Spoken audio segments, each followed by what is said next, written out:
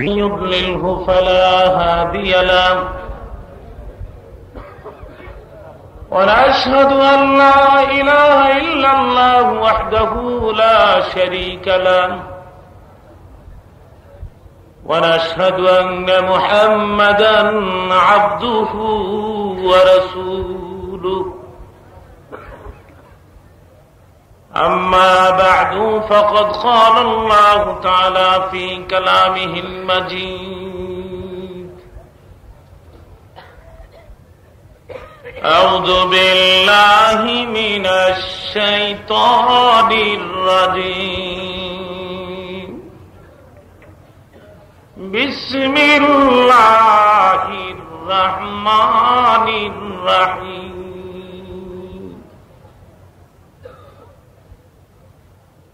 وقال الذين كفروا لا تسمعوا لهذا القرآن والغوا فيه لعلكم تغلبون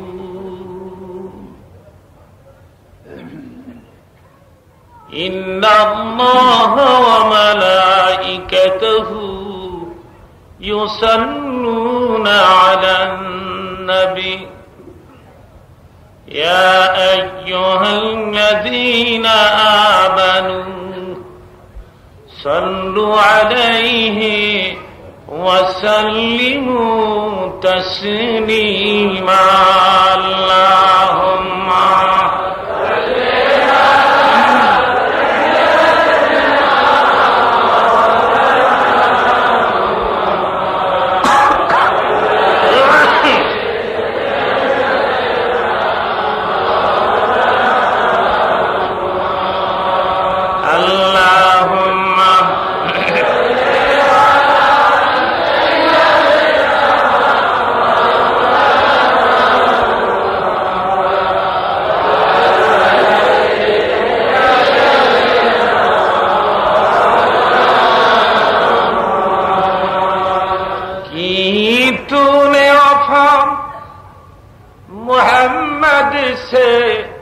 तो हम तेरे हैं ये जहां चीज किया लूह कलम तेरे हैं अल्लाह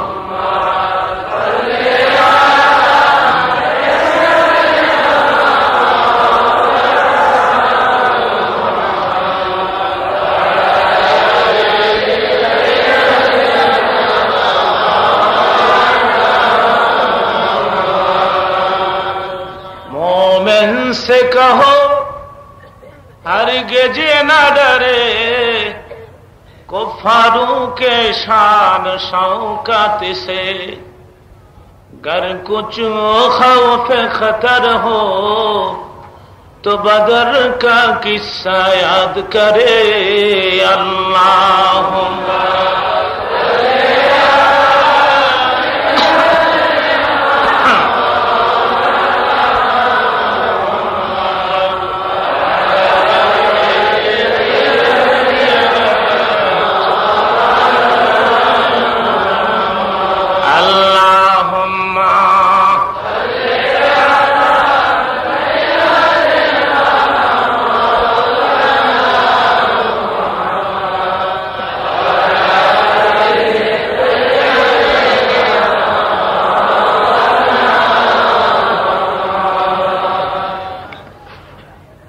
সম্মানিত সভাপতি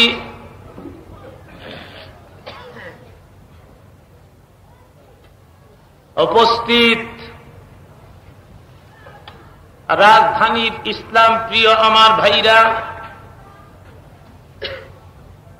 পর্দার আড়ালে মা ও বোনেরা আল্লাহর শুকর যিনি আমাদেরকে মুসলমান করেছেন পৃথিবীর সেরা পয়গম্বর মুহাম্মদুর রাসূলুল্লাহ সাল্লাল্লাহু আলাইহি ওয়াসাল্লামের উম্মত করেছেন। নবাবগঞ্জ মর মসজিদ মাদ্রাসার বার্ষিক অনুষ্ঠানে কিছু সময়ের জন্য শ্রোতা এবং বক্তা করে আমাদেরকে কবুল করেছেন যেই মহান প্রভু, তাকে জানাচ্ছি অসংখ্য শুকর। সবাই বলুন আলহামদুলিল্লাহ।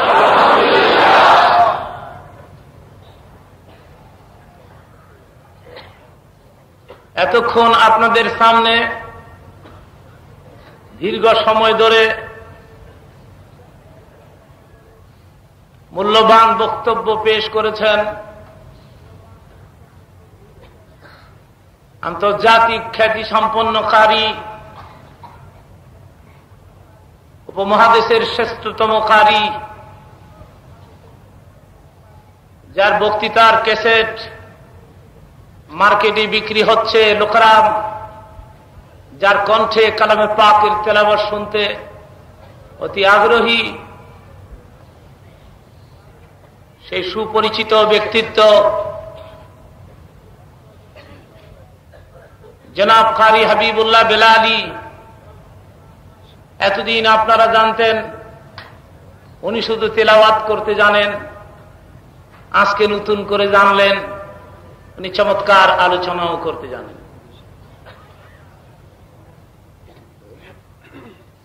তার আওয়াজ, তার কণ্ঠ, তার কালামে পাকের তেলাওয়াত সত্যি হৃদয় স্পর্শী, দিলটা নরম হয়ে যায়।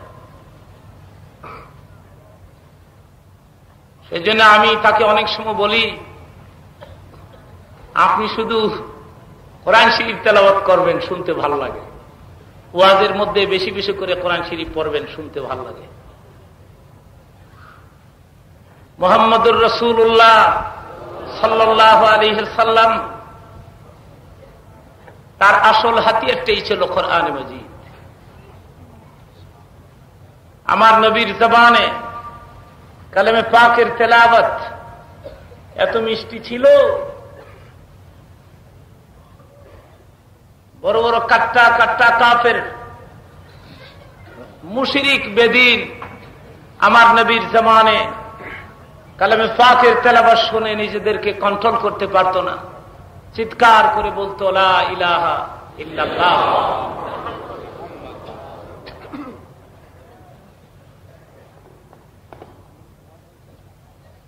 আবু জাহেল, আবু সুফিয়ান, উতবা, শায়বা এরা নবীর দুশমন, সারাদিন দুশ্মনী করে বেড়াইত, মানুষের ধারে ধারে ঘুরতো আর বলতো, শুনছ মুহাম্মদ সাল্লাল্লাহু আলাইহি ওয়াসাল্লাম যে পাগল হয়ে গেছে,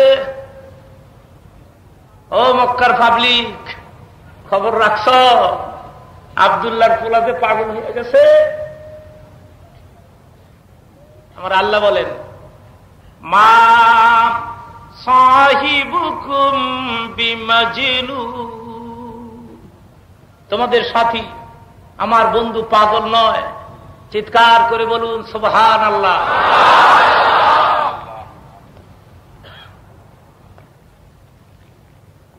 লোকেরা কয় পাগল, আমার আল্লাহ বলে পাগল না।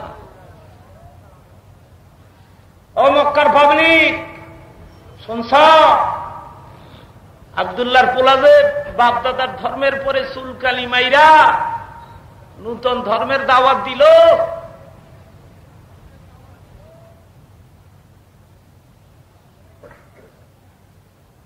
সারাদিন দুশ্মনী করত, আর এশার নামাজের পরে নবীর হুজরার চারদিকে দাঁড়াইয়া নবীর জবান থেকে কালামে পাকের তেলাওয়াত শুনত। একদিন তেলাওয়াত শুনে রওনা করেছে, প্রতিমধ্যে সাক্ষাৎ হয়ে গেছে। আবু জাহাল আবু সুফিয়ানের সামনে পড়ে গেছে। আবু সুফিয়ান ডেকে বলছে, কিরে আবু জাহাল, আসলি কই থেকে? আপনি আসলেন কই থেকে? তুই আইলি কই থেকে? তা আবু সুফিয়ান বলতেছেন, সত্যি কথা বলবো, মুহাম্মদ সাল্লাল্লাহু আলাইহি ওয়াসাল্লামের মুখ থেকে কোরআন শরীফের তেলাওয়াত শুনে আসলাম। বলতে বলতে উতবা, শায়বা দুই ভাই পেছন দিক দিয়ে উপস্থিত। কিরে তোরা আসলি কোথা থেকে? আমরাও মুহাম্মদ সাল্লাল্লাহু আলাইহি ওয়াসাল্লামের মুখ থেকে কোরআন শরীফের তেলাওয়াত শুনি।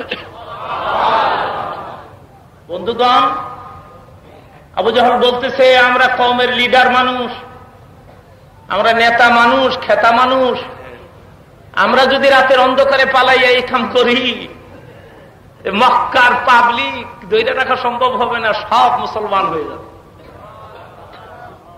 তাড়াতাড়ি অ্যাসেম্বলি কল করা হলো, স্পেশাল মিটিং, নেতৃস্থানীয় লোকেরা উপস্থিত হলো। সেখানে দাঁড়ায় আবু জাহল বক্তৃতা দিল। মক্কার নেতৃস্থানীয় পাবলিক, আপনারা জানেন এই মক্কা নগরে একটা ছেলে জন্মগ্রহণ করেছে, তার নাম মুহাম্মদ। আপনারা বলুন সাল্লাল্লাহু আলাইহি ওয়াসাল্লাম। এই মুহাম্মদ বাপ দাদার ধর্মের পরে চুনকালি মারলো, নূতন ধর্মের দাওয়াত দিল। এর উপরে কোরআন শরীফ অবতীর্ণ হয়, লোকেরা শোনে। ইদানিং বহু লোক কোরআন শরীফ শুনে মুসলমান হইল। শোনা শোনা শুনিতে ভাই, মক্কার নেতৃস্থানীয় কিছু লোকেরাও নাকি রাতের অন্ধকারে মুহাম্মদ সাল্লাল্লাহু আলাইহি ওয়াসাল্লামের হুজরার চারদিকে দাঁড়ায় কোরআন শরীফ শোনে। শোনা শোনা শুনিতে ভাই, এই যে নিজে শুনে এটা আবার কয় না। আমি কওমের লিডার হিসেবে ঘোষণা দিতে চাই, আজকের থেকে কেউ আর কোরআন শরীফ শুনতে পারবে না। এত সত্ত্বেও যদি মুহাম্মদের সহচরেরা কোথাও কোরআন শরীফ পড়ে, তুই কানের মধ্যে আঙ্গুল দিয়া দাঁড়ায় থাকবা। আর না হয় কানের ভিতরে তুলা বইরে থুইয়া দাও, পার্মানেন্ট তুলা। আর না হয় বাইরে কানের পর্দা ফাটাই লাও, জনম বয়রা হয়ে যাও। এরপরেও যদি মুহাম্মদের দলের লোকেরা কোথাও কোরআন শরীফের তেলাওয়াত করে, তোমরা তালি বাজাইবা, হট্টগোল করবা, বাজনা বাজাইবা, যাতে করে মক্কার পথে ঘাটে কোথাও তারা কোরআন শরীফ পড়তে না পারে। অ্যাসেম্বলিতে অপবিত্র রায় পাশ হয়ে গেল, নেতারা সিগনেচার দিল, আর জীবনে কোনোদিন কোরআন শরীফ শুনবে না। অ্যাসেম্বলির রায়ের কথা কোরআন শরীফে আল্লাহ আমাদের আলোচনা করে জানাচ্ছেন। وقال الذين كفروا لا تسمعوا لهذا القرآن والغوا فيه لعلكم تغلبون। সাইন দিল, সিগনেচার করলো, নেতারা চলে গেল। আর রাত যখন 9টা-10টা বাজলো, তখন আবু সুফিয়ান মনে মনে কয়, আজকে সকালে মাত্র দস্তখত দিছে, আজকে বোধহয় কেউ যাবে টাবে না, আমি যাই একটু শুই নাই। ওতবা সাহেব এক ভাই আরেক ভাইকে ডেকে ডেকে কয়, সকালে মাত্র সিগনেচার দিছে, আজকে বোধহয় কেউ যাবে না, আয় দুই ভাই, আয় জীবনের শেষ শোনা শুই নাই। আবু জহিল্লাহ মনে মনে কয়, সকালে মাত্র দস্তখত দিছে, আজকে বোধহয় কেউ যাইব না, আমি আজকে নিরালা একা প্রাণ ভরে শুনবো। চিৎকার করে বলুন সুবহানাল্লাহ।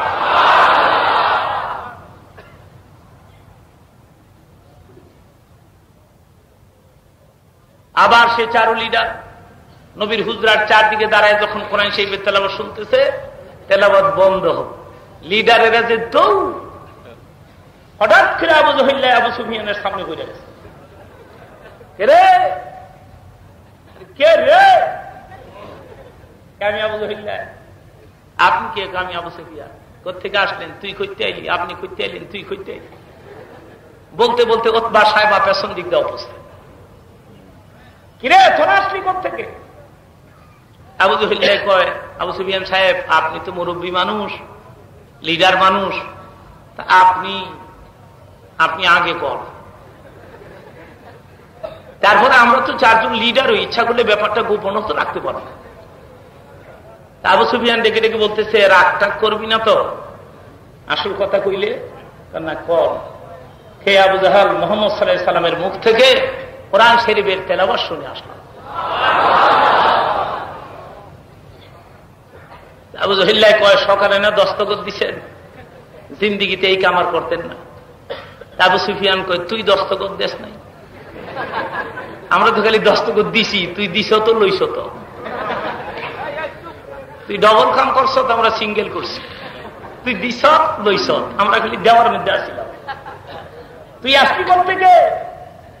আমিও তো এই কামই করে এসি। এবার আবু জহল কি বলে শোনেন, একটা মুশরিক হইয়া নবীর দুশমন হইয়া কি বলতেছে শোনেন।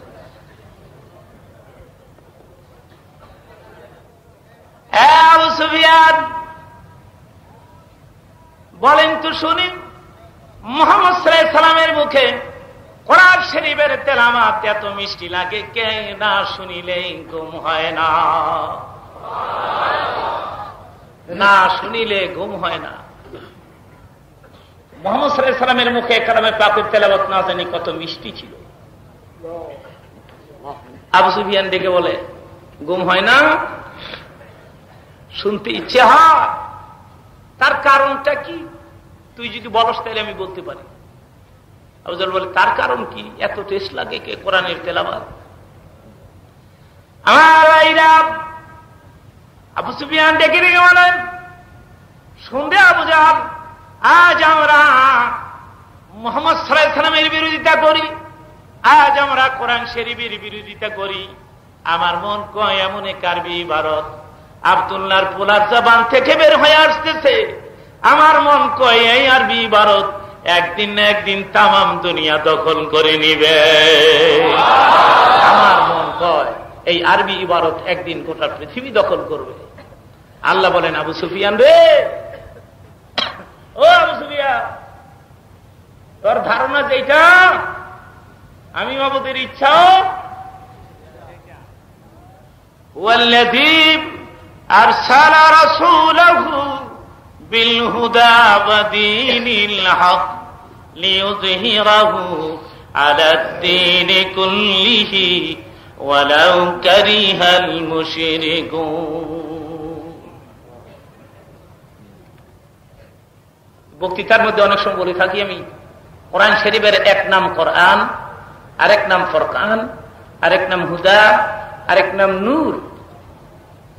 নূর মানে জ্যোতি, আলো, চেরাগ। কোরআন এমন আলো নয় যে ফু দিলে নিভে যাবে। গ্রামে চাকরের কাজ করে, নাম হয়েছে কালু। শহরে কালুরে খবর দিছে সাহেব, রাত 10টার দিকে ডাক দিয়া কয়, কালু রে বাতিটা নিবা তো। কালু বাল্বের কিনারে গিয়ে ফুয়াইতেছে। সাহেব কই, কি রে ফুয়ের আওয়াজ এই করতে রে? সার গ্রাম দেশ এক ফু দিয়া 10-12টা হুমানে নিবাইলাই, আর এই যে ফুয়াইতেছি এটা দিয়ে আরো বাড়ে। সাহেব কই, কালু রে এখন আবার কেউ কালু থাকলে রাগ হইেন না, আমি আমার এলাকার কালুর কথা কই। কিছু লোক আছে ওয়ে থাকে খালি দেহি মৌলবী নি খালি পেস্টানি লাগাইতে।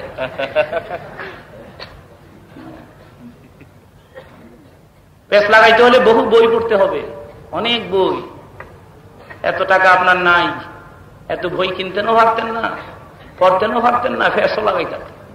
সুতরাং খালি শুনতেই থাকে, শোনাটাই ভালো। আলহামদুলিল্লাহ। বন্ধুগণ,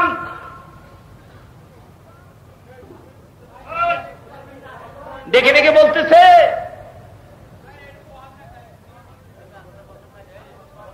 একটু পেছনে যান, একটু পেছনে। যারা দাঁড়িয়ে আছেন পেছনে যান, এখানেই বসে যান, যেখানে আছেন সেখানেই বসে যান না, অসুবিধা আছে। একটু দরুদ শরীফ পড়েন, আমি কথাটা ক্লিয়ার করে বুঝাই দিচ্ছি। আল্লাহুম্মা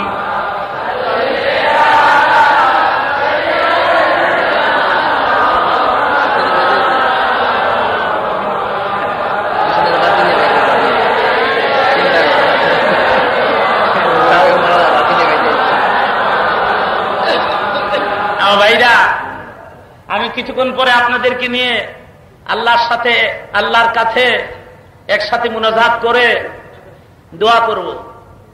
আমার সাথে হাত তুলতে কারো আপত্তি নাই তো? যে যেখানে আছেন সেখানেই থাকবেন। এবং যদিও ডিস্টার্ব হয়, কিছু লোকেরা বলতেছেন পেছনের বাতি নিভাই দেওয়ার জন্য চেহারা দেখা যায় না, এতক্ষণ জ্বলছিল, ওখানে নিভাই লাভ কি? এটা মুনাজাত পর্যন্ত জ্বলতে থাকুক বন্ধুগণ। হ্যাঁ, এই টিপটা বন্ধ করে দেন, বন্ধ করে দেন। মুখ না দেখা গেলে এটা আবার আরেক বিপদ। বন্ধ করে দেন, পরিষ্কার করে দিয়ে লোকজনমে দেখা। বাতি নিভাই দেন, এই পেছনের একটা নিভাই দেন, অসুবিধা নাই। একটু দুরূদ শরীফ পড়ে আল্লাহ।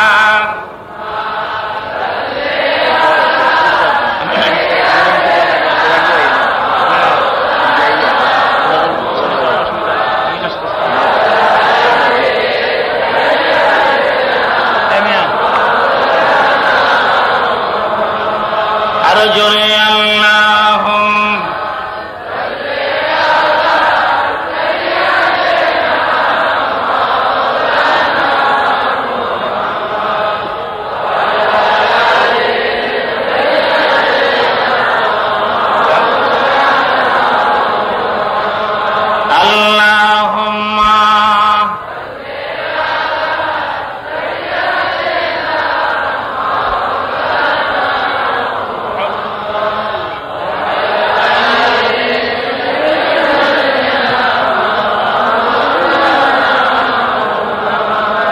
বড় ভালো লাগে মহব্বতে বলেন আল্লাহ।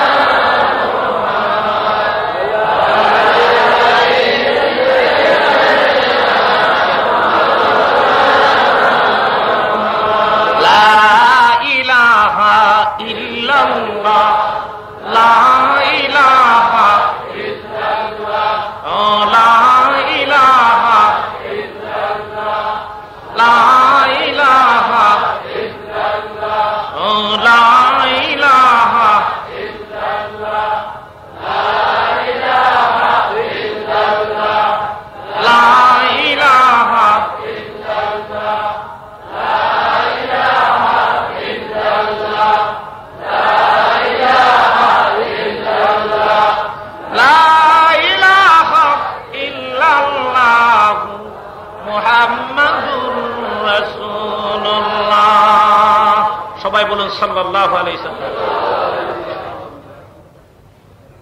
সাহেব ডেকে ডেকে কয়, কালু রে, কেরাসিন তেলের বাতি ২২ গ্রাম দেশে পুদিয়া নিবাবি, বিদ্যুৎ, এটা ইলেকট্রিসিটি কিয়ামত পর্যন্ত ফুয়াইলেও নিবাইতে পারবি না। সুইচ স্টপ কর, সুইচ।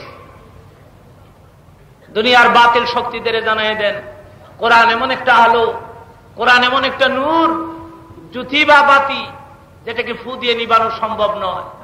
কোরআন এমন একটা চেরাগ, যে চেরাগের সুইচ আল্লাহ তার নিজের হাতের মধ্যে রেখে দিয়েছেন।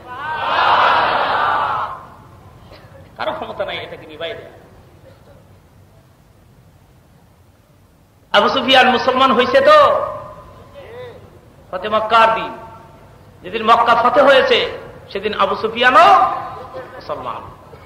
সেই জন্য আবু সুফিয়ান অ্যাডভান্স করে এই কথাগুলি বলতেছিলেন। ইমানি নূর ওনাকে খিস্তি ছিল, ইমানি নূর ওনাকে টানতে ছিল। জোরে জোরে বলুন সুবহানাল্লাহ। সেই জন্য বলছিলাম, আমার নবীর আসল হাতিয়ারটাই হলো কোরআন শরীফ।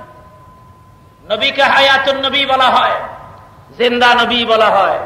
কেন বলা হয়? তার কারণ কি? তার কারণ হলো আল্লাহ জিন্দা,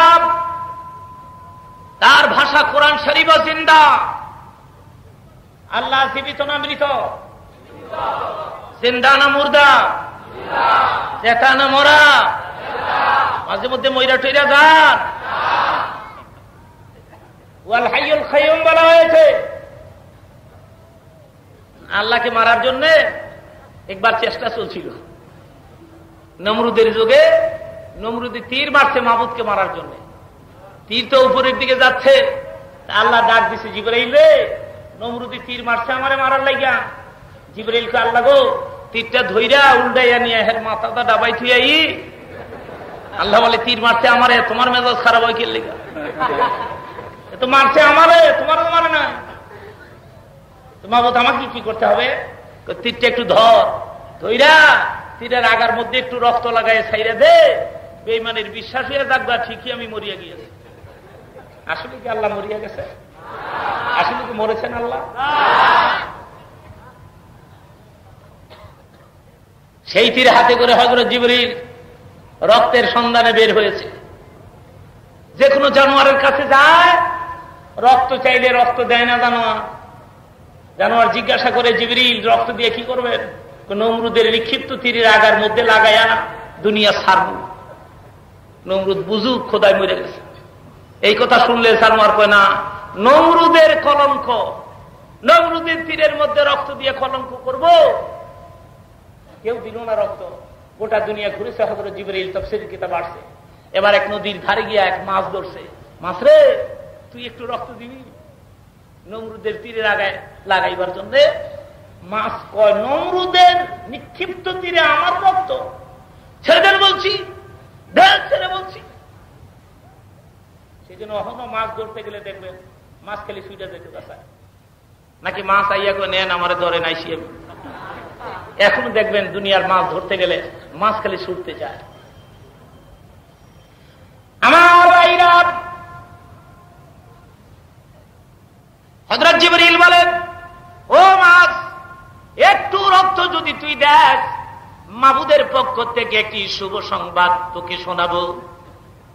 মাছ ডেকে বলে, কি সংবাদ?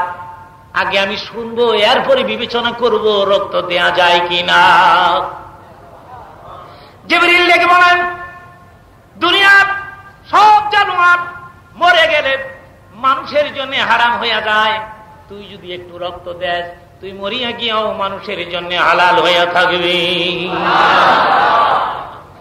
সেজন্য মরা মাছ বাজার থেকে কিনে নিয়ে স্ত্রীরে কয়, লেবু দিয়া সর্ষা দিয়া বুনা কর, জনমের খাওয়া খামু আজকা কর বুনা মরা মাছ। ও মুসলমান, রক্তের আগায় যখন রক্ত লাগলো, তীরের আগায় রক্ত যখন লাগলো, তীর যখন ফিরে আইল, নমরুদ কয়, ইব্রাহিম রে, তোর খোদারে মেরে ফেলাইছে। ইব্রাহিম বলেন, আমার খোদা তো মরে টরে না, পেটের মধ্যে লাগবে, তোর খোদার পেটের মধ্যে লাগবে। ইব্রাহিম কয়, বেঈমানের বাচ্চা কোথাকার, পেট থাকলে তোর আছে, আমার আল্লাহর তো পেটও না। পেট থাকলে তোর আছে, পরের ডামাইরা খাইতে খাইতে পেটটা ভুইল্লা ফুটবলের লাহাই আড়াইয়ের সামনে গেছে, কারণ হেন খাদ যায়, অনেক 3 হাত দূরে খাদ যায়। হ্যাঁ, পেট থাকলে তোর আছে, আমার আল্লাহর তো পেটও নাই, সুরত নাই, আকৃতি নাই, বিকৃতি নাই। আল্লাহ জিন্দা না মুর্দা? জেতা না মরা? জীবিত না মৃত? জীবিত। আল্লাহ জীবিত, তার ভাষা কোরআন শরীফ, তার প্রমাণ, তার প্রমাণ কি? হাইয়ুল কাইয়ুম তো আল্লাহ, কোরআন শরীফ হাইয়ুল কাইয়ুম। তার প্রমাণ হলো, বাস্তব প্রমাণ আমি আপনাদেরকে দিচ্ছি। আমার এলাকায় একবার এক বাড়িতে আগুন লাগলো, দেখলাম ঘরের ঘর সহ আসবাবপত্র সব জ্বলে গেছে, কিন্তু কোরআন শরীফ জ্বলে না। আপনারা পত্রিকায় দেখেছেন কোরআন শরীফের ফটো।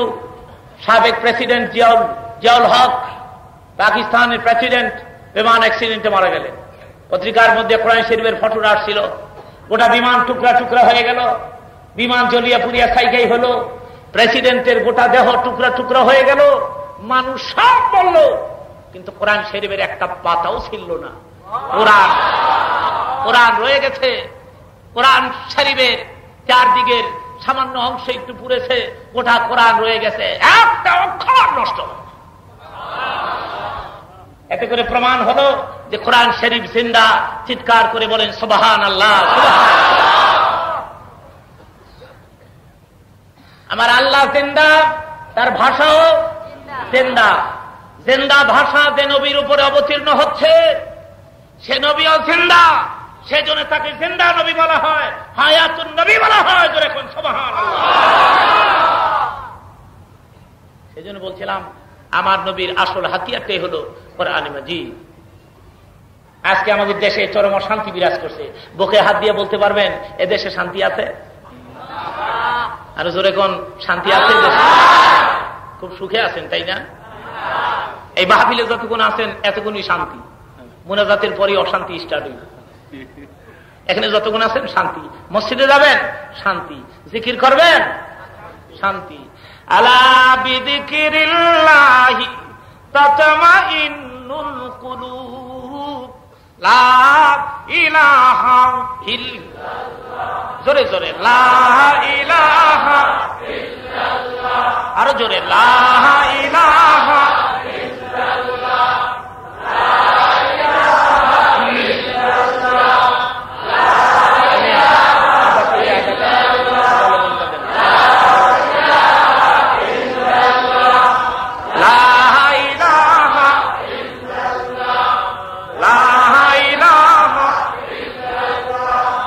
লা ইলাহা ইল্লাল্লাহ,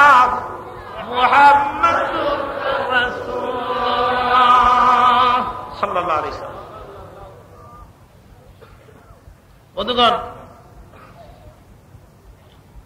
জিকির করলে শান্তি, নামাজ পড়তে গেলে শান্তি, ওয়াজ শুনতে আসলেও ইন্দ্র কিশোর রে শয়তান রাহেন নাই করো।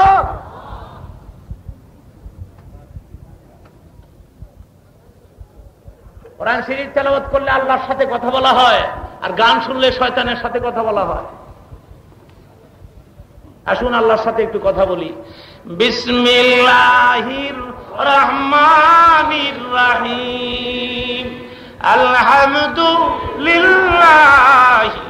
রাব্বিল আলামিন। আল্লাহর সাথে কথা বলা হয়ে গেছে। কেমনে হলো? আমি বললাম আলহামদু, আল্লাহ আমার পাশে দাঁড়ায় বলে লিমানিল হামদু। আমি বললাম লিল্লাহ, আল্লাহ পাশে দাঁড়ায় বলেন মানিল্লাম। আমি বললাম রব্বিল আলামিন। আমি তার বাংলা করে দিচ্ছি। আমি বললাম আলহামদু, সকল প্রশংসা। আল্লাহ আমার পাশে দাঁড়ায় বলে বন্দারে কার জন্যে? আমি বললাম লিল্লাহ, আল্লাহর জন্যে। আল্লাহ পাশে দাঁড়ায় বলেন কোন আল্লাহর প্রশংসা তুই করস? আমি বললাম রব্বিল আলামিন। আল্লাহ বলেন এভাবে করে, ও বান্দা, যখন তুই কোরআন শরীফ পড়স, শুধু আলহামদু সূরা না, যখন তুই কোরআন শরীফ পড়স, আমি আল্লাহ তোর সামনে বসে বসে তোর সঙ্গে আলাপ করতে থাকি। গান শুনলে কার সাথে কথা বলা হয়?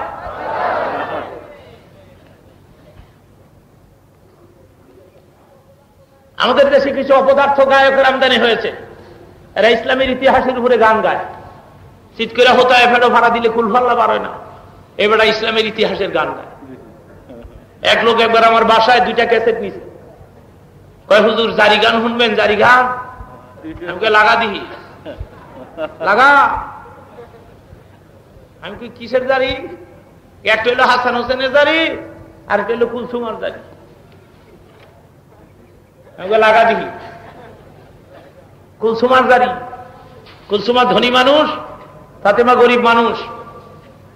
তো কুলসুমা বলতেছে স্বামীরে, ওসমান গনিরে, সবাইরে দাওয়াত দিও, ফাতেমারে দিও না, কারণ আমার বোন হইলে কি হইব? গরিব তো, প্রেস্টিজের হ্যাম্পার হইব। হাসান হোসেন বেশি সুবিধার না, এগুলি আইয়া রাক্ষসে লাইন খালি খাওয়ান খাওয়ান করবো না, এতে করে আমার প্রেস্টিজ হ্যাম্পার হইব না। এখানে দামি দামি লোকজন আসতেছে, দরকার হইলে কিছু খানা প্যাকেট করে ফাতেমার বাড়িতে পাঠাই দিব। যেহেতু কুলসুমা বোন, ফাতেমারে দাওয়াত দিল না। এই খবর শুনে হাসান হোসেন কান দেয়ার কর, মা গো, খালাই আজকে ধনী হইয়া আজকে আমাদের ঘৃণা করলো। হ্যাঁ, কত বড় বড় ধনী দাওয়াত দিল গো মা, আমাকে দাওয়াত দিল না। হযরত ফাতেমাকে কান দিস না, খোদায় বিচার করবো রে। এটা হলো কুলসুমার জারি। এই গানের ক্যাসেট লয়ে গেছে আমার কাছে। আমি বললাম লাগা দিহি। ক্যাসেট তো লাগাইছি। জাহেলের বাচ্চা, জাহেল গান গান, মূর্খের বাচ্চা। আমাদের এলাকায় এক গায়ক বাড়িছে, শামসু খানা। আল্লাহ কয় খানা বানায়, ওষুধ পাইলাম না। হ্যাঁ বলে ভাগল ফিরালাই দুনিয়া। ক্যাসেট যখন লাগাইছে, ও গাড়ির ভিতরে টান মারছে, ওসমান গানি মেলা করলাম, ওসমান গনি মেলা করলো, নাউজুবিল্লাহ কর, মেলা দিয়ে স্টার্ট দিছে। ফাতেমারি কি না করলো রে বাঙালি তো তালের পাগল, বাঙালির তাল না দিলে আপনি জমাই থাকতেন না, জমে যায়। আর সব খালাম পাথর হইল, চিন্তা করেন কত বড় মিথ্যা কথা। এটার উপরে একটা গানের ক্যাসেট বাড়িছে, চিৎকার করে কোন নাউজুবিল্লাহ, আরো জোরে কোন নাউজুবিল্লাহ। ওসমান গনি জলিলুল কদর সাহাবী, ওসমান গনি বিরাট হিসাবে জান্নাতে যাবে। নবীর সাহাবীর উপরে তহমত লাগায়া একটা মিথ্যা গানের ক্যাসেট মার্কেটের মধ্যে চাললো। এই ক্যাসেটের পাগল মহিলারা খুব বেশি, মহিলারা আবার কুলসুমার জারির পাগল বেশি। আপনাদের মহল্লার মহিলারা ভালো, এরা খারাপ না, এরা জান্নাতি, এরা বেহেশতে যাবে, এরা গান টান কিছু শোনে না। মহিলারা আবার জারি গানের খুব পাগল। আর রাত 10টা 11টায় যখন অবসর হয় তখন 4-5 জন মহিলা একসাথে বৈঠকে বসে কয় লাগা জারি লাগা, কুলসুমার জারি লাগা। তো কুলসুমার জারি যখন স্টার্ট হইছে, মহিলা কান্দে, হে মহিলা কান্দে, কিনারে আরেক বুড়া বেড়ায় বইয়াও কান্দে। এই বেটা খাইন্দা খাইন্দা দাড়ি ভিজাই লেছে, দাড়ি একটাও নাই, ভিজাই লেছে দাড়ি। আমি আর তুমি কান্দো কে? হ্যাঁ কান্দে। আর হারে কেন লেগে মেলাটা করলো রে? করছিল ফাতেমারে দিয়েই লইতো, আল্লাহ সবগুলি খানা পাত্র হয়ে গেল রে, আমি খাইতারলাম না রে। হে বুড়া বেটা তুই ইতিহাস জানা না, এ বেটা তুই ইসলামের ইতিহাস জানে না, কুলসুমার জারি শুনে কান্দতেছে, অযথাই কান্দতেছে। বন্ধুগণ, হযরত ওসমান গনি যে নুরাইন, হযরত ওসমান গনি কে ছিলেন আমি সংক্ষেপে তার পরিচয় আপনাদেরকে দিচ্ছি। কিতাবের মধ্যে আসছে হযরত ফাতেমার বিয়ে হয়েছে হিজরতের পরে মদিনাতে। আর হযরত ফাতেমাকে বিয়ে করার জন্য আরবের বড় বড় ধনীরা নবীর কাছে প্রস্তাব পেশ করতেছেন, কোটিপতিরা, লাখপতিরা, কিন্তু নবী কিচ্ছু বলতেছেন না, হাও বলতেছেন না, নাও বলতেছেন না। তো একদিন হযরত আবু বকর সিদ্দিক ডেকে বললেন, আলী হে, আমার মন কয় তুই কোন দিন ফাতেমার বিয়ের প্রস্তাব নিয়ে যাবি রাসূলের দরবারে, সে অপেক্ষায় রাসূল বসে আছে। আমার ভাইরা, হযরত আলী বলেন, ও ভাই আবু বকর, আমি গরিব মানুষ, টাকা নাই, পয়সা নাই, ঘর নাই, বিটি নাই, বাড়ি নাই। কোটিপতি ফাতেমার বিয়ের প্রস্তাব দেয়, কোটিপতিরা দেয়, লাখপতিরা দেয়, আমি গরিব মানুষ, কোন সাহসে ফাতেমার বিয়ের প্রস্তাব নিয়ে যাই? আমি তো গরিব মানুষ। হযরত আবু বকর বলেন, আলী রে, তুই যা, একটু সাহস কর। হযরত আলী হুজুরের দরবারে উপস্থিত, ডেকে ডেকে বলে, ইয়া রাসূলুল্লাহ, একটি আবদার নিয়ে এসেছি আপনার দরবারে। আমার নবী বলেন, কি আবদার? তুমি কিছু বলতে চাও, বলো। হযরত আলী হুজুরের চেহারার দিকে নজর করে ভয়ে থেমে গেলেন, ডেকে বলেন, না হুজুর কিছু না, এমনি আপনাকে দেখার জন্য এসেছি। হুজুরের চেহারা দেখে ভয়ে থেমে নবী ডেকে বলেন, আলী রে, আমি বুঝেছি তুই বুঝি ফাতেমারে বিয়ে করতে চাস, ফাতেমারে বিয়ে করতে চাস। হযরত আলী বলেন, ইয়া রাসূলুল্লাহ, আমার মনের কথা কেমন করে বুঝলেন? নবী বলেন, তোর চেহারা দেখে আমি বুঝতে পেরেছি। হযরত আলী বলেন, আমি যদি হযরত ফাতেমারে বিয়ে করতে চাই, দিনের নবী রাজি হবেননি, ফাতেমা রাজি হবেনি। অত্যন্ত আদব রক্ষা করে নবীর দরবারে প্রস্তাব পেশ করতেন সাহাবায়ে কেরাম। চিৎকার করে বলুন সুবহানাল্লাহ।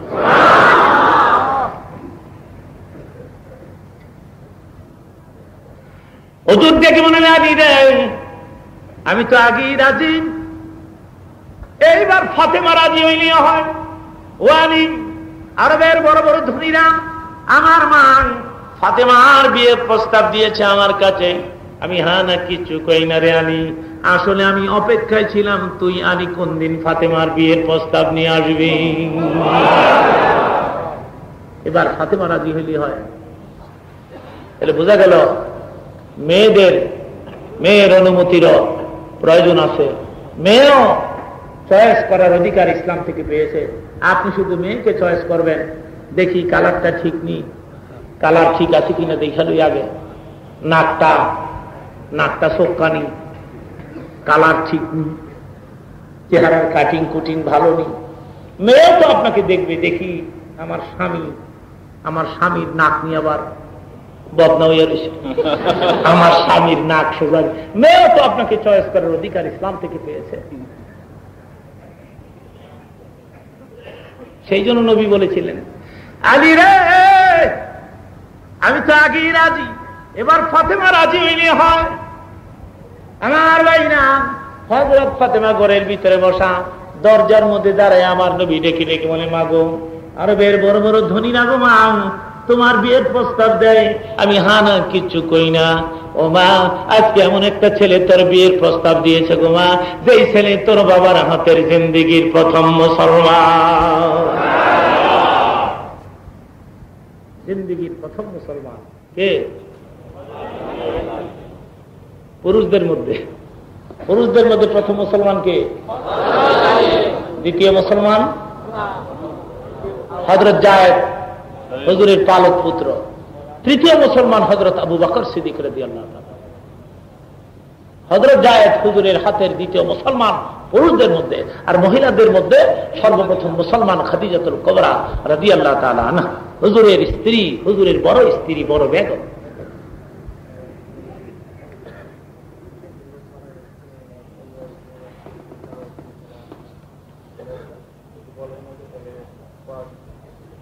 কি হয়েছে বাবা বলো,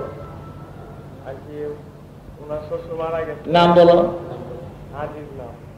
আব্দুল আজিজ মিয়া, আপনার শ্বশুর ইন্তেকাল করেছে।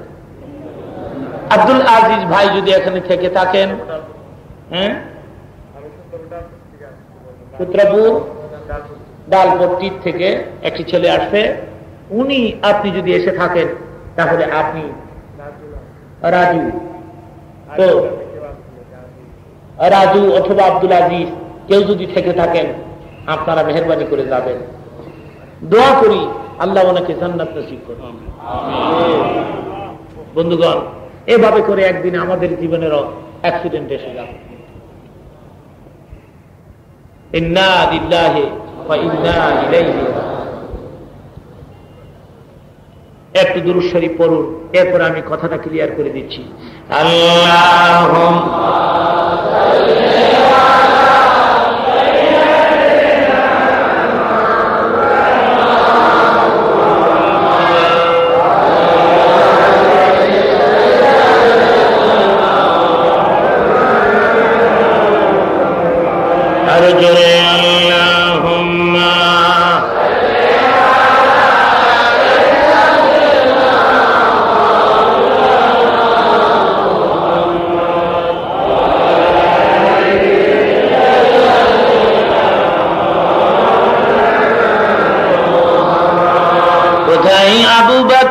কোথায় উমর, কোথায় উসমান, কোথায় আলী, তোমাদের বিহনে আজকের ইসলাম মদিনারি বুকে যাই গো চলে। আল্লাহুম্মা সাল্লি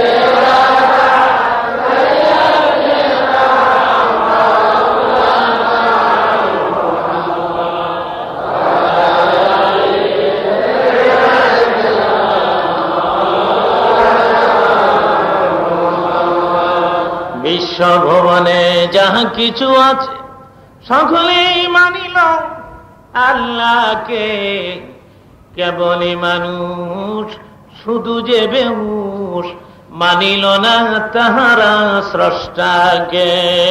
আল্লাহ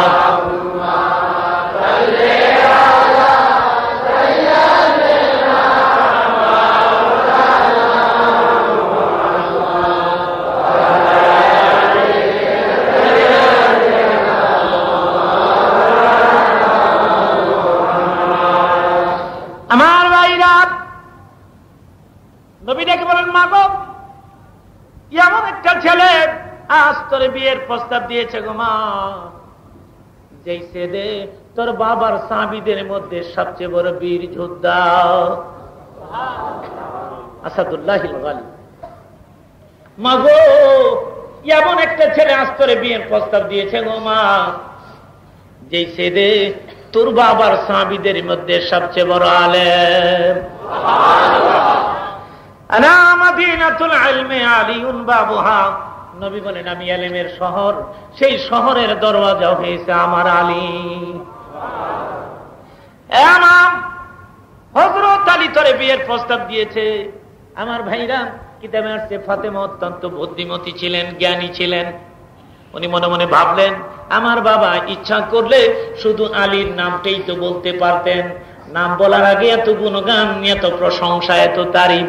প্রথম মুসলমান, বড় আলেম, বীর যোদ্ধা, এইভাবে প্রশংসা আমার বাবা আলীর নামের পেছনে করলেন। ফাতেমার বুঝতে আর বাদ রইল না, আমার জন্য বাবা আলীকে পছন্দ করে ফেলেছে। এখন বাবাকে খুশি করার প্রয়োজন আছে কিনা বলো, আছে কিনা বলো। আর আমাদের অবস্থা, বাপ কয় নিজে দেখেছি মেয়েটা যে কোরআন শরীফ পড়ছে রে, কালা হইলে কি পাগল করে ফেলাইছে রে বাবা, তুই যদি রাজি আছে এই মেয়েটা বিয়ে করে আমি আমার পুত্র বধূ করে ঘরের মধ্যে উঠাবো।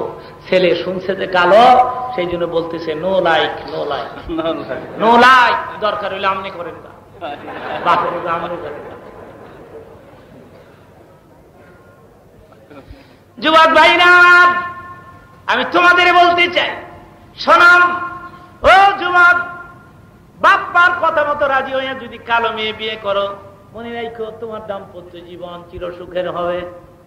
বাপ্পার অন্তরে আঘাত দিয়া সুন্দর মেয়ে বিয়ে করে যদি ঘরে উঠাও, মনে রাখো তোমার দাম্পত্য জীবনে চরম শান্তি বিরাজ করবে। আর আমি চিন্তা করে দেখছি, কালো মেয়ে বিয়ে করলে জীবন বড় সুখের হবে। কালো মেয়ে বিয়ে করলে, কালো মেয়েরা মনে করে এমনি তো আমি কালা, শ্বশুর শাশুড়ি খেদমত না করলে বারবনে আরো জ্বালা, এমনিতে আমি কালা। আর সুন্দরীরা দেখবেন একটু তাকাব্বুরি করে, অহংকার করে, স্বামীরে কয় তুই উস কইরা কথা কইস, স্বামীরে কয় বুঝ কইরা কথা কইস, তুই ব্যাস কম করলে কিন্তু উল্টা তালাক দিয়ে যামগা। উল্টা তালাকের সিস্টেম বাড়ইছে, খবর রাখেন না।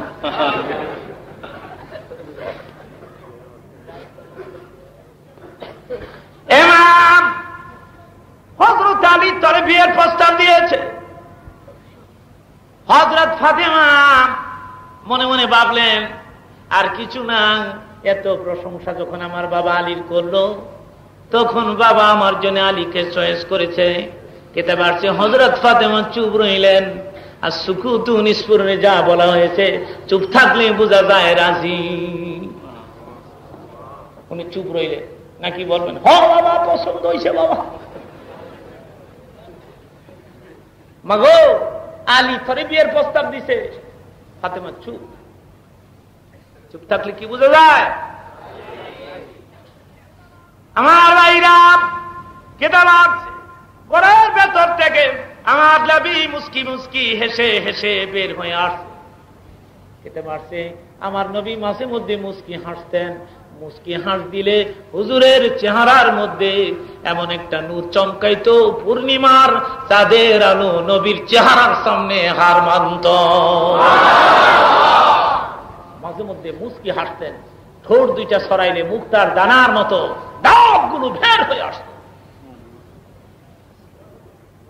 আমাদের মতো হুজুর জোরে কোনোদিন হাসেন নাই, এরকম কোনোদিন হাসেন নাই।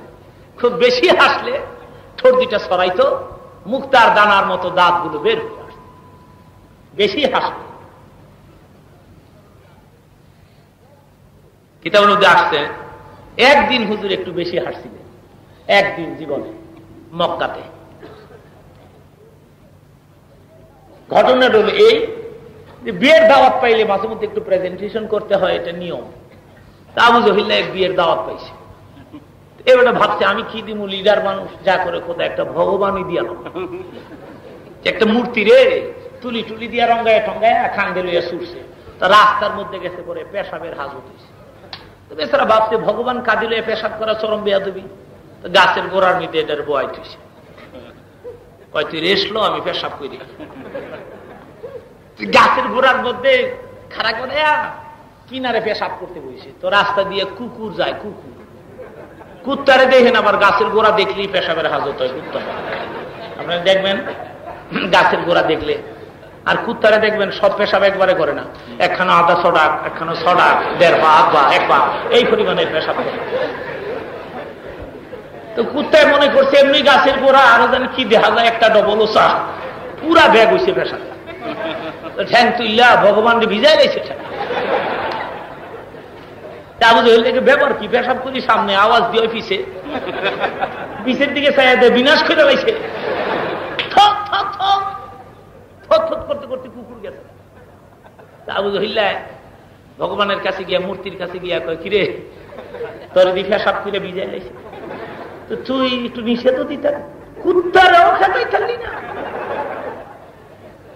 কুত্তার শক্তিটাও তোর গায়ে না। সেই দিন আবু জাহল মনে মনে ভাবছিল, তাহা হলে কি মুহাম্মদ সাল্লাল্লাহু আলাইহি সাল্লামের নিয়ে আসা ধর্মই ঠিক?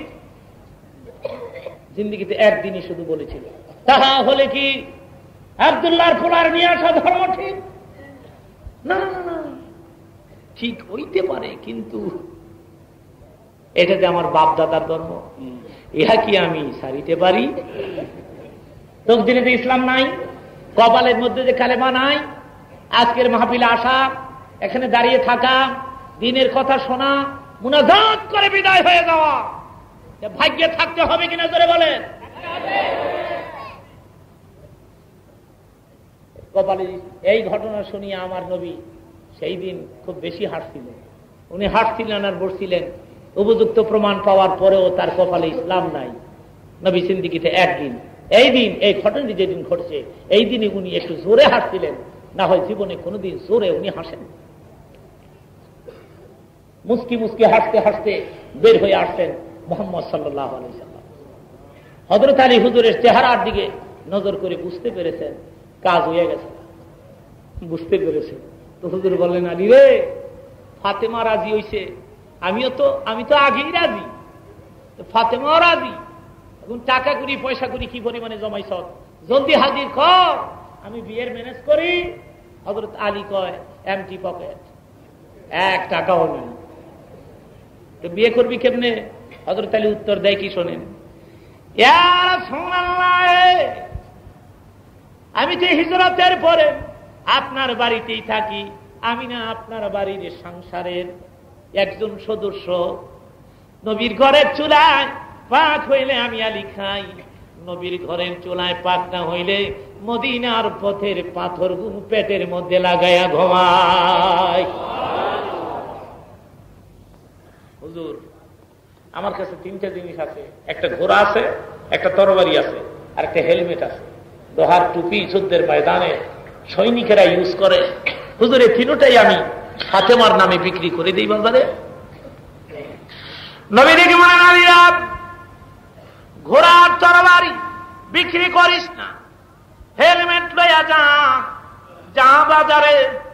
হযরত আলী হেলমেট হাতে করে বাজারের দিকে রওনা। পথিমধ্যে ওসমান গনির সঙ্গে সাক্ষাৎ।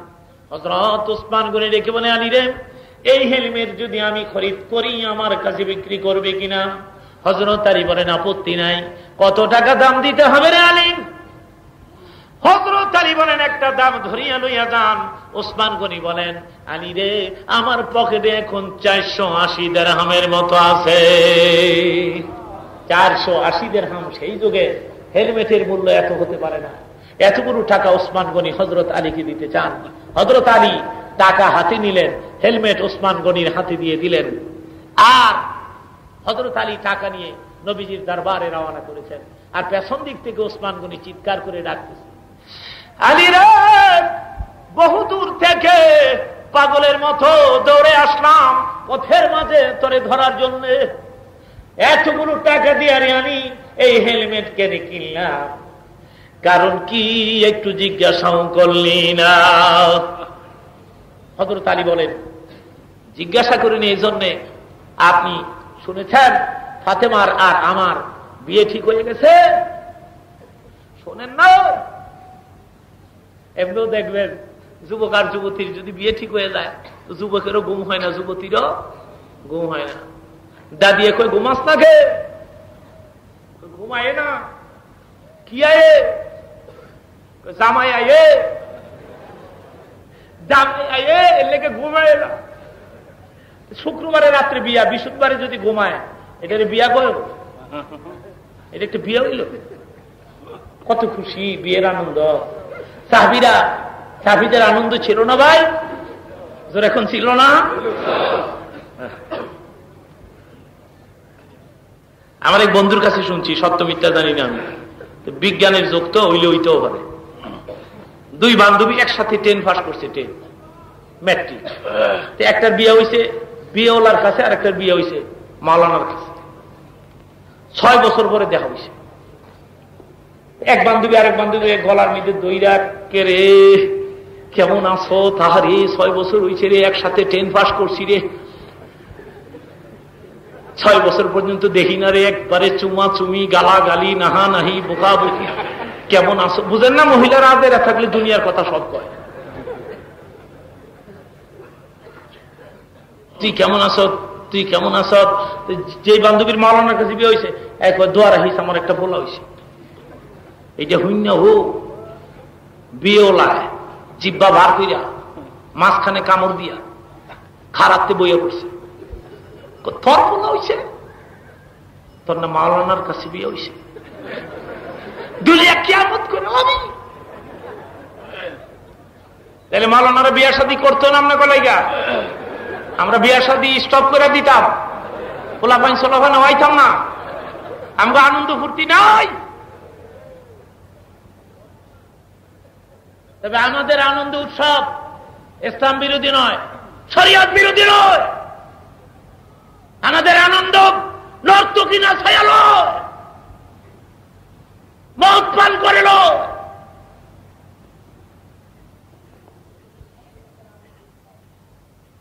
এদেশের ভদ্রলোকেরা আনন্দ উৎসব নর্তকী ড্যান্স দিয়ে মদ পান করে, ছেলের বার্থডে উদযাপিত করে, বার্থডে জন্মবার্ষিকী উদযাপিত করে রোনা লায়লার গান দিয়া, ছবি নেই স্পিন দেয়, নর্তকীর ড্যান্স দিয়ে। চিৎকার করে বলুন নাউজুবিল্লাহ, আরো সরে বলুন নাউজুবিল্লাহ।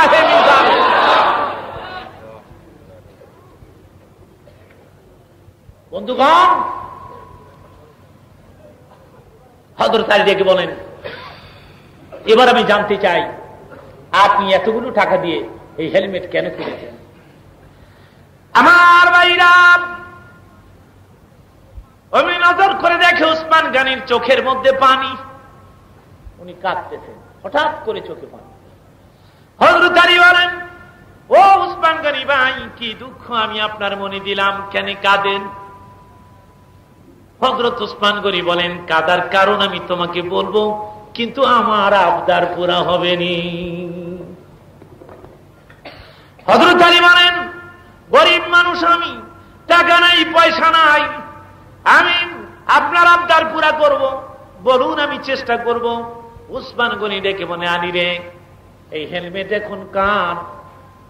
কেন আপনার? টাকা পাইছো রে আলী? হযরত আলী বলেন, টাকা তো আমার হাতে। উসমান গনি ডেকে বলে, আলী রে, মনে কিছু নিস না, টাকা তো দিলাম, এই হেলমেট পুনরায় রে আলী তরে আমি ফেরাইয়া দিলাম। হযরত আলী আশ্চর্য হয়ে গেলেন, টাকাও দিলেন, হেলমেটটাও ফিরাই দিলেন। এইবার হযরত আলী বলেন, কান্নার কারণ তো বুঝলাম না।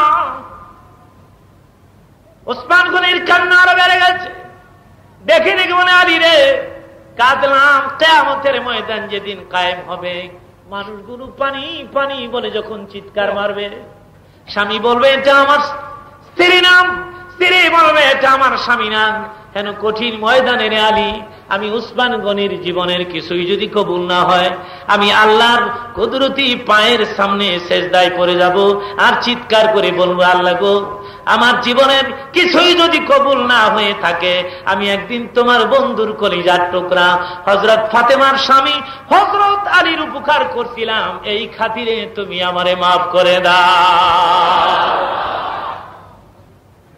উনি হলেন উসমান গনি জিন্নুরাইন।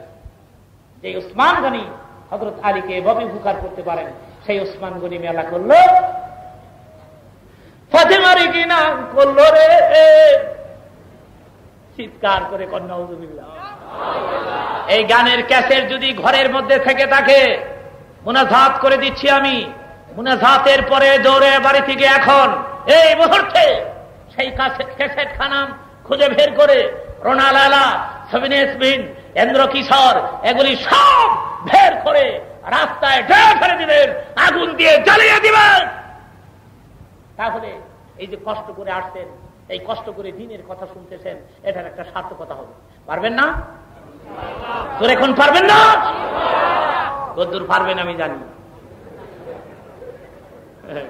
হুজুর 2000 টাকার ক্যাসেট কিনছি, আলমিরা ভর্তি করে ফেলাইছি, রোনা লালার দিয়া, সবিনে ইসমিনের দিয়া, এন্দ্র কিশোরের দিয়া আলমিরা ভর্তি করে ফেলাইছি, আর আপনি কোন ক্যাসেট গুলো আগুন দিয়া জ্বালাই দিতাম। ও হুজুর, ওয়াজ করে না,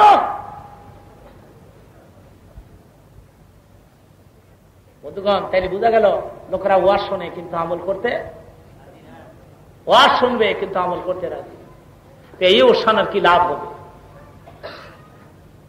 গানের সব ক্যাসেট জ্বালিয়ে ফেলুন, কোরআন শরীফের তেলাওয়াত শুনুন, আমার সাথে একটু কোরআন শরীফ পড়ুন। বিসমিল্লাহির রহমানির রহিম, ইয়াসিন ওয়াল কুরআনিল হাকীম। সূরা ইয়াসিনের তেলাওয়াত করুন, সূরা বুলুকের তেলাওয়াত করুন। তাবারাকাল্লাযী বিয়াদিহিল মুলকু ওয়া হুয়া আলা কুল্লি শাইইন কাদির। সূরা বুলুক তেলাওয়াত করুন।